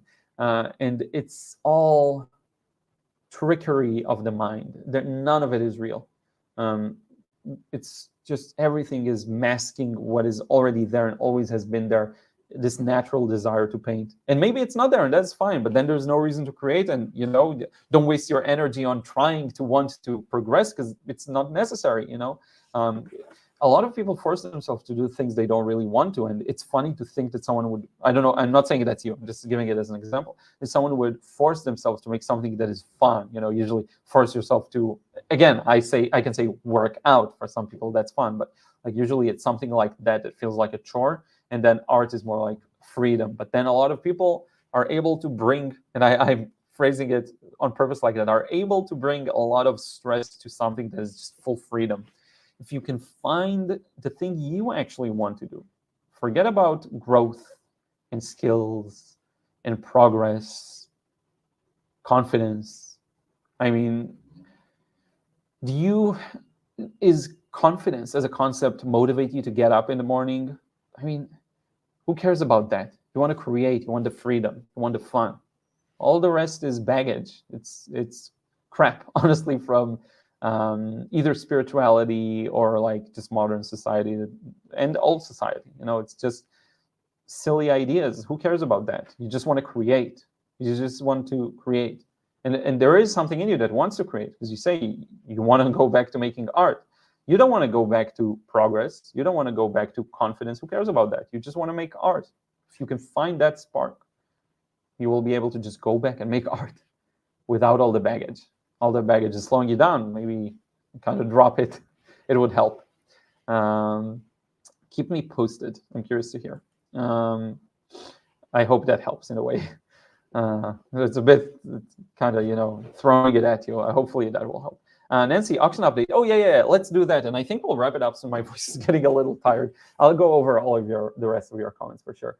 Yes, there's going to be an auction, another auction with the auction house. It's going to happen. Hey, Gina, thank you for being here. It's going to happen somewhere during April. Yes, April. If I had to guess, I don't know, but I think it's going to be somewhere around maybe April the 6th, which is the first Saturday of April. Maybe, I'm not sure. I was told it's going to be before the 13th. There's still not even a page. I will keep you updated. I'm going to auction 6 paintings. Wish me luck. The last auction, I auctioned 9. I sold 6 out of 9. The first auction, I auctioned 7, I think, and I sold all of them. That was amazing. So yeah, that is something that's going to happen soon. 6 paintings. I think it's one of my best submissions so far. I think it's going to be really nice. So yeah, I will keep you updated. Let's do like maybe next week or after that. Muskan, my email is, I think I can show it real quick here. You can email me there and let me know. Keep me updated. Liron@lironian.com. So yeah, sorry. I will keep you updated next week or the week after. I'll show you the paintings I'm submitting. You've seen most of them on Instagram, but yeah, I will keep you posted. It's going to be 6 paintings. We'll see how it goes. We'll see how it goes. I'll let you know in advance. Josh, good morning from Canada. Thank you for being here, Josh. Linda, believe Liron, your wisdom is also what David Leffel, a master oil painter, teaches. Observe, really see, ultimately teach yourself, enjoy process, apply paint, and move it. Oh, that's cool. David Leffel. I'm unfamiliar with David. Let's see. David Leffel oil painting. Oh, nice. Nice. Okay, there's a beautiful portrait here. Oh my, he is good. I'm gonna look at his art later. That's cool. I discovered something new. Thank you. Thank you, Linda. Ryan, by the way, as far as projectors go, the new Apple Vision Pro has an app, DaVinci Eye. Makes sense. It's all augmented, right? That lets you place your photo or line art anywhere you want. Example on paper. And then you have it and you don't have to paint it. No, and then draw it that way. Yeah, that's cool. Hey, Gina, again. Muskan, hopefully you'll keep me posted. John, thanks for another great live stream. Liron, enjoy your weekend, my friend. Thank you so much, John. hopefully I'll get some time today or tomorrow or Saturday to send a proper reply to. Sharon, hi, any tips on grading shadows and painting yellow flowers? Yeah, yellow flowers are tough. So what I found here, I'll give you a quick kind of snippet of an advice. Yellow is a bit of a touchy, any very bright color can be a little tricky in watercolor. It's okay, it's part of it because it's transparent. So usually when you mix in oils, if you mix a bright yellow, that's what it's going to look like on paper. And when watercolor, it's not the case. It's going to dry lighter and it's going to fade a bit.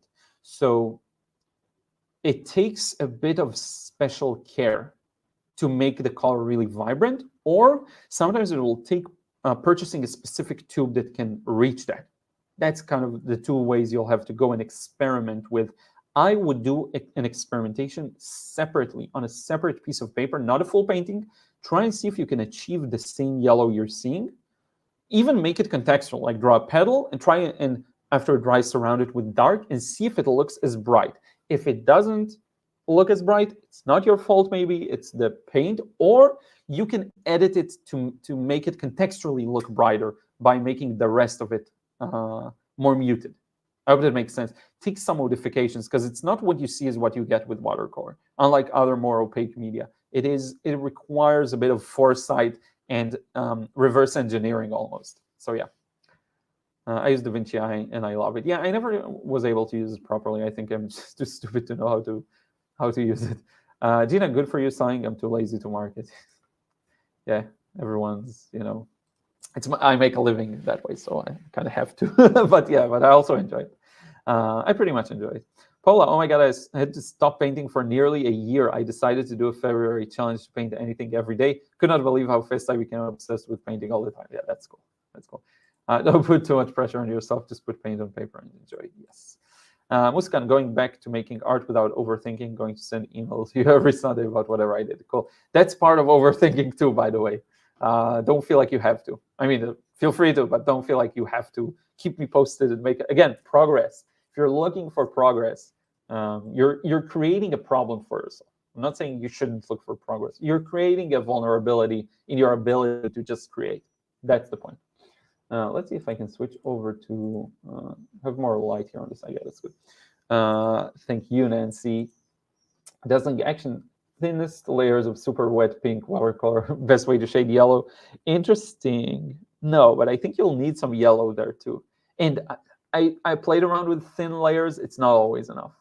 Sometimes it is if it's really light, but sometimes it's bright. That's the nightmare. If it's light, it's almost paper white. That's cool. Like the taillights of cars in the center, they're white. Around it, they're red. But some yellow flowers, especially, we've seen that in someone's profile picture here. I don't remember who it was, but I can find it. Yeah, Helena. This kind of a yellow could be a nightmare to recreate, trust me. And the way to go about it is not necessarily light. It has more to do with the brightness, the inherent brightness of the color, and kind of making it as dark as you can, but not too dark, because past a certain point, you'll lose the saturation. So yeah, none of your business. That's a cool username. Liron, are you familiar with Misselbu's watercolor portrait channel here on YouTube? Yes. Would love to see you review his work on analysis of technique. Yeah, Misselbu is honestly one of the best painters out there. Like technically, I mean, if it has a meaning, like I honestly think it's a woman. I'm not sure though to this day. Let's say she.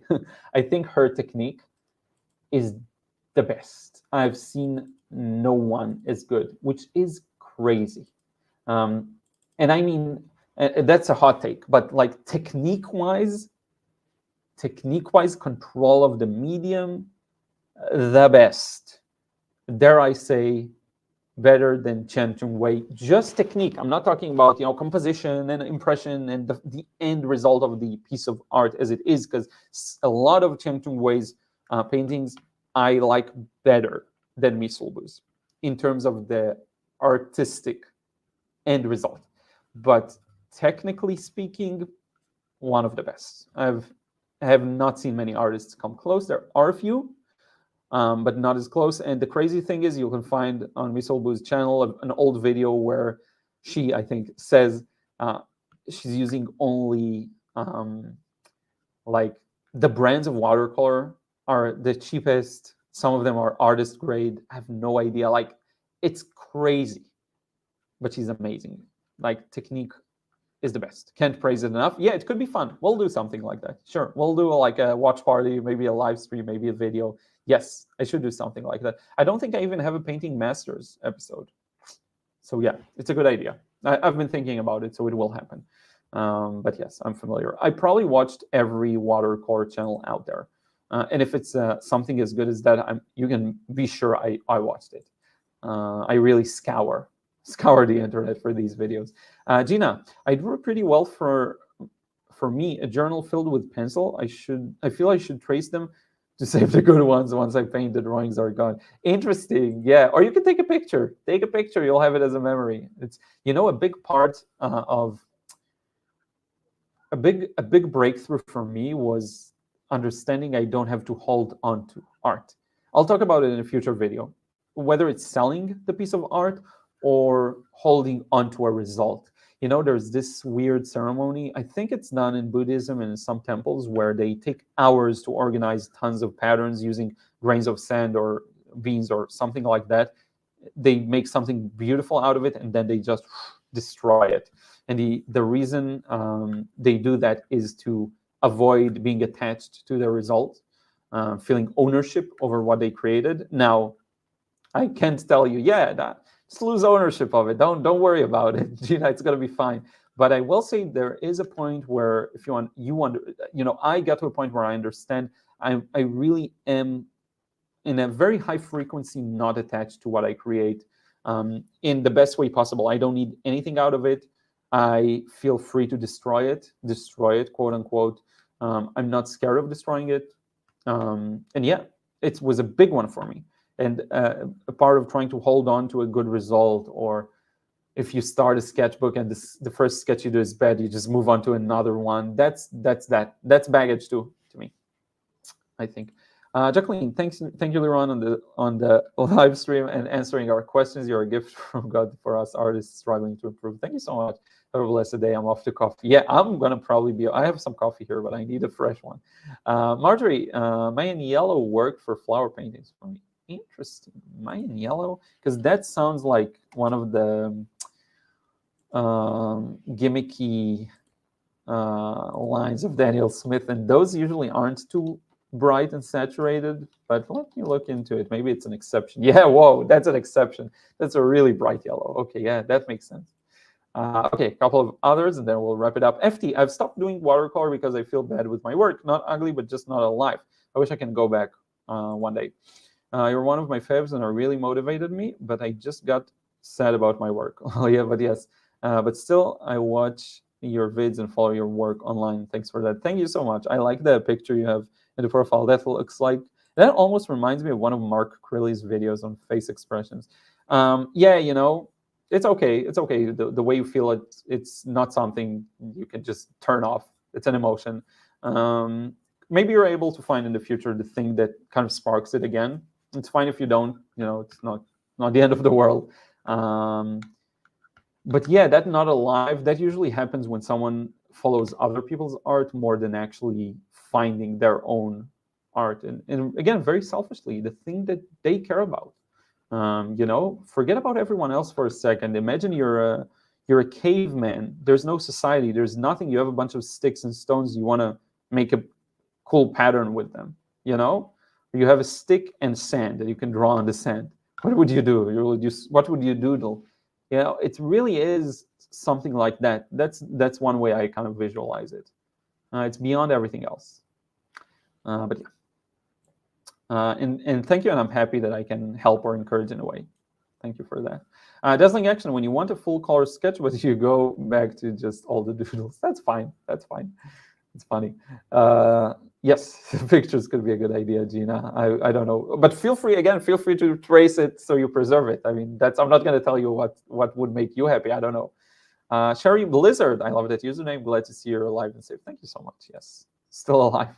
Lee Eklund, dropping in from California, USA to say it's a joy listening to your personal observations. Thank you. And feelings about painting. Thank you for keeping me company as I paint. Awesome. Yeah, that's one of the best things. I think if I can keep you company as you paint or work or just gotta do something you can listen in while you do that, that is perfect. Yes, we will wrap it up now. Thank you so much. Ended up going for almost 2 hours. Thank you for being here. I really appreciate it. I did want to do a proper painting live stream or critiques, something with more like agenda and substance. It was just really an exhausting week. Thank you so much, Lee. So this is the best I could come up with, and I really wanted to do one because it's a great way for me to unwind too at the end of the week. So yeah, thank you so much. We'll talk to you again soon. Till the next time, take care. I do have a video for Saturday. I think you're going to enjoy it, and I will talk to you again soon. Take care.